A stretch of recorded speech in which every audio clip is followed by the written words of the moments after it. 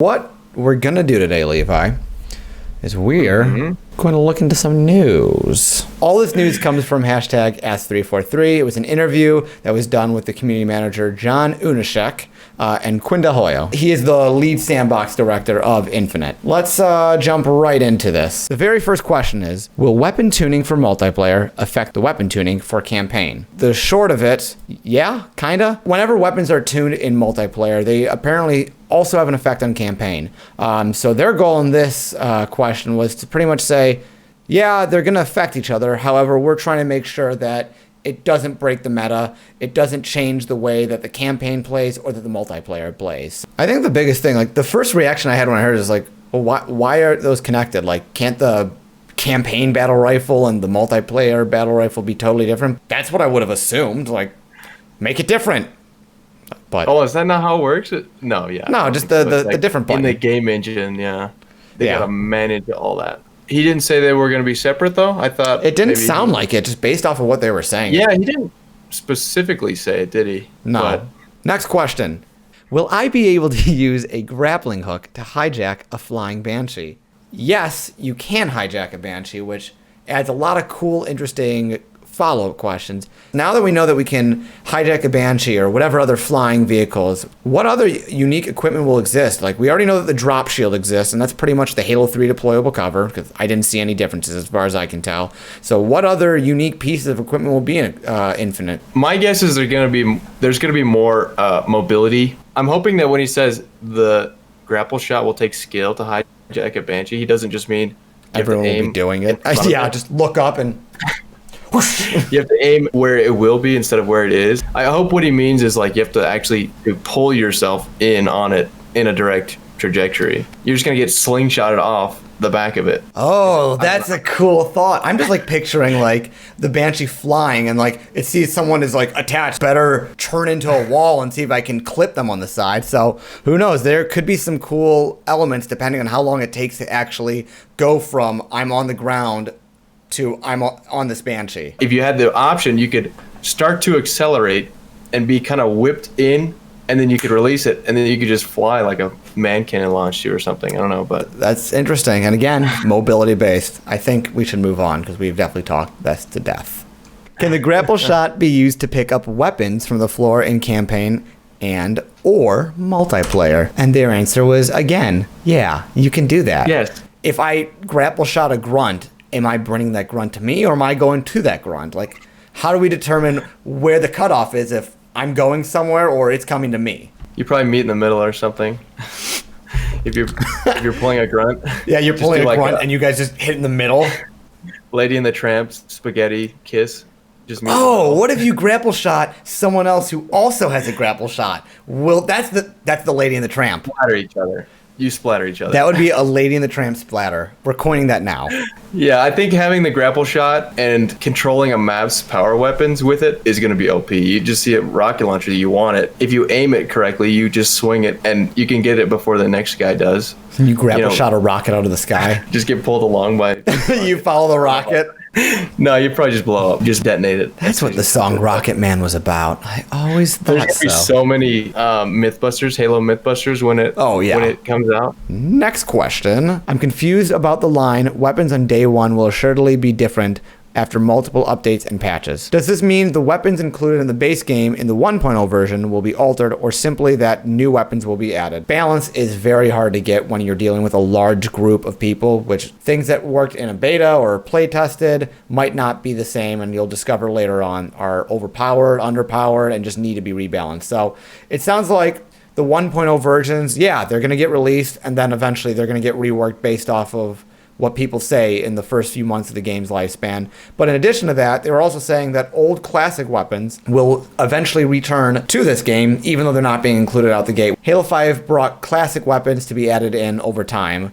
So it can change, but it kind of sounds like they're doubling down and saying there's just certain classic weapons that are getting cut. So obviously, we know that bullets are sort of the standard damage type, and plasma is the shield stripping one. What damage type does the Ravager have, and what does it specialize in? And the Ravager was a brute weapon. It seems like brutes are going to be taking more of a main role, and it kind of just seems like it's functions similar to previous brute weapons. Red plasma is stronger than blue plasma, so you run the risk of I can miss and it will overheat sooner, but if I hit them, it does more damage and I can kill them quicker. But they did say that there's still more in store for the Ravager and other guns, so I'm not quite sure what that means.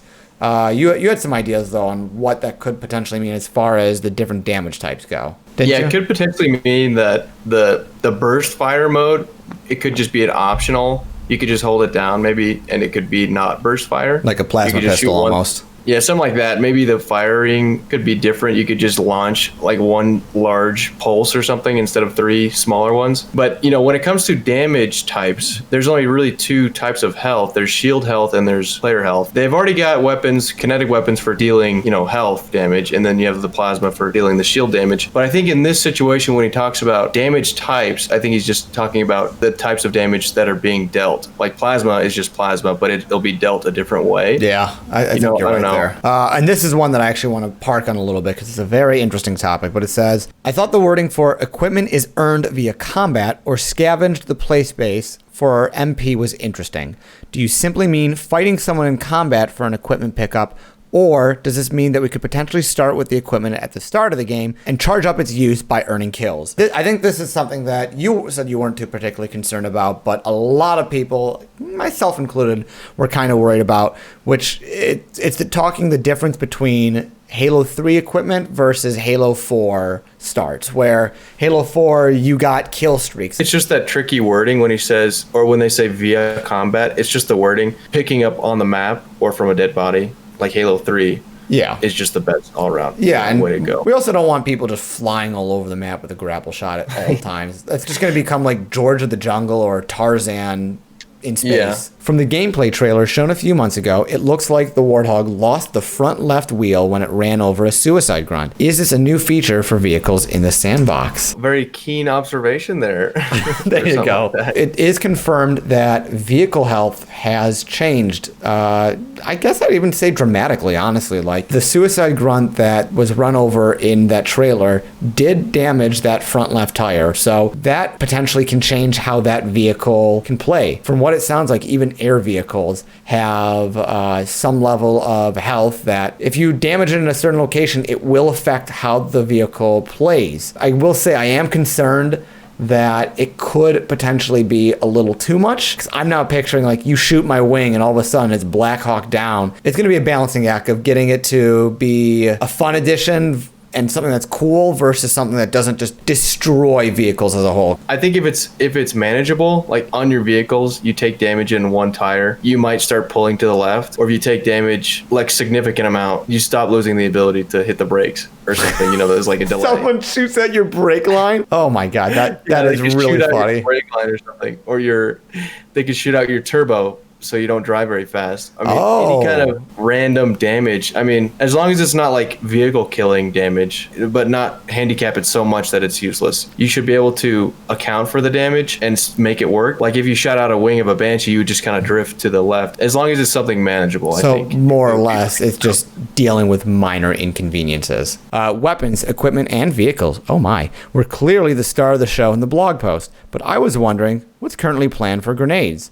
What are the goals for this part of the Halo Infinite sandbox? Obviously, grenades are returning because, duh. It does seem like there are some revisions to the current grenades. We do know that there's frags, because why wouldn't there be? We know there's stickies, and we do know now that the spike grenade is returning with some changes. The spike grenade now has a little bit of melee damage, which I think is interesting. So one thing they said is if you throw a spike grenade at a grunt, it will just kill him before it even explodes. So I'm wondering, now that the spike grenade is returning, is there really a room for the pulse grenade, or I guess really any of the Promethean weapons for that matter? But well, that's a different topic altogether. What's the point if you're throwing a grenade and does melee damage if you're stuck and you're going to die anyway? Yeah, that's what my initial reaction was. I was thinking, you're sticking someone with a grenade, they're gonna die when you stick them, right? So what does it matter if it does damage to them? But then I kind of had my second thought was, if you're both low on health and you want to ensure that you're gonna finish off the person, you would stick them with a grenade, right? But in classic Halo games, you'd stick them and then they would kill you and you'd get the kill from the grave. If you're throwing a spike grenade, you stick them and maybe his health is low enough, you just kill him right out and you save your life. You're using it immediately like a throwing knife. It's quicker, which I didn't even think of when we were talking about this earlier, too. See, honestly, I don't really see a need for the Promethean pulse grenade to really make a return. No. Like, honestly, we have 3 grenades that are confirmed. Do we need more than 3 for this? I mean, they already talked about removing redundancies, and I know it's a unique grenade, but I don't really know it really did much other than saying, don't come here for a few more seconds. It's not safe. Yeah, the zone control type of grenade was mostly useless. I mean, nobody really used them because... We're offending one guy who's like, I love that grenade. You throw a pulse grenade to block up a hallway so they wouldn't have a retreat, so maybe you'd have opened up for more kills, opportunity for more kills, but I think the zone control aspect of grenades is like the least fun use of them. When you throw a grenade, you want to kill someone with it, and it should be like a big damage dealing thing. The fire grenades, in a way, were like a mixture between zone control and sticky, because if you hit that shot right on, they're dead. They were certainly dead, But if you hit the ground, it was a zone control kind of aspect of that. Yeah, exactly. You guys had mentioned the Bulldog is meant to fill the role of a fast-firing, low-powered shotgun.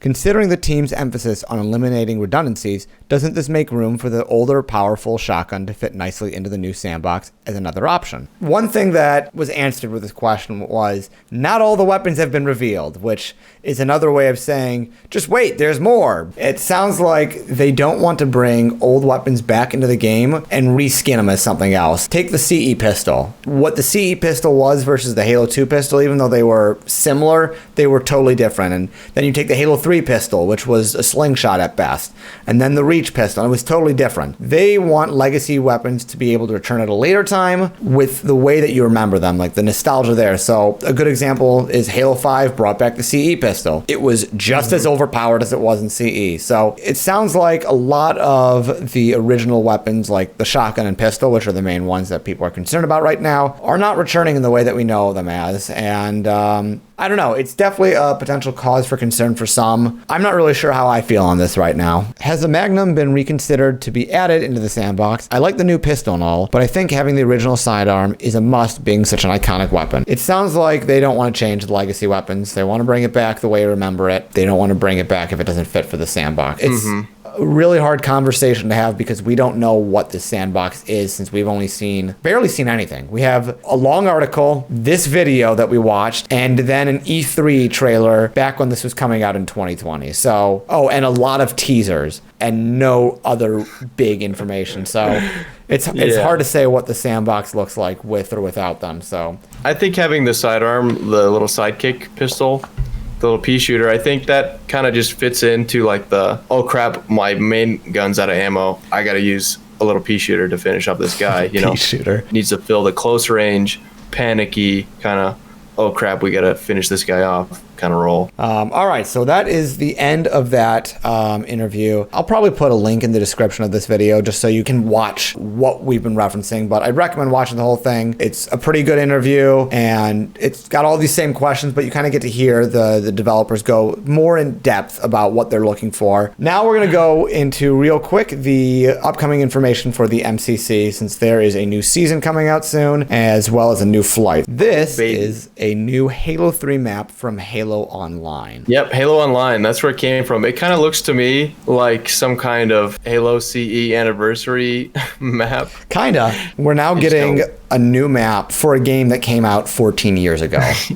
Yeah, isn't that awesome? I think that's pretty cool. So I'm gonna read. I'm gonna read what the description for this new flight looks like, and this is directly from Halo Waypoint. So if you want to get more information, go check out HaloWaypoint.com. Next week we are planning to kick off our first flights for MCC in 2021. In last week's MCC flighting and development update, we talked about some of the features players can expect. If all goes well in Rings 1 and 2, we will plan to roll out our next public flight as early as next Thursday, February 18th. So that's only 2 days away from the time of recording this video.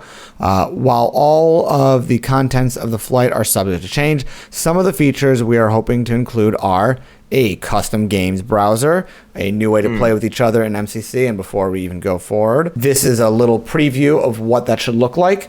So this is the Halo Reach custom games browser. You can select custom game, you can select how many players.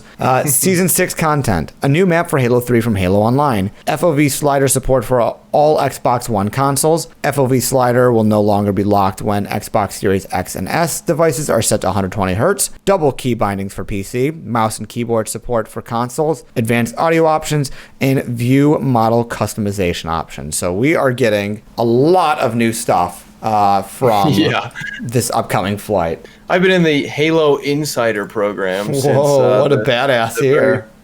Yeah, I only didn't play in one of the flights. It was the very first one. It was the Halo Reach firefight kind of deal. I didn't get that one, but I mean, I'm really looking forward to it. Hopefully the custom games browser, like you said, will really bring back new life into the community. Well, cool. I think we've done all the news reporting that we can now. And by reporting, I mean we read some stuff off the internet and said some stuff that we thought about the stuff we read. So that's newsing, right? Back to you, Angela.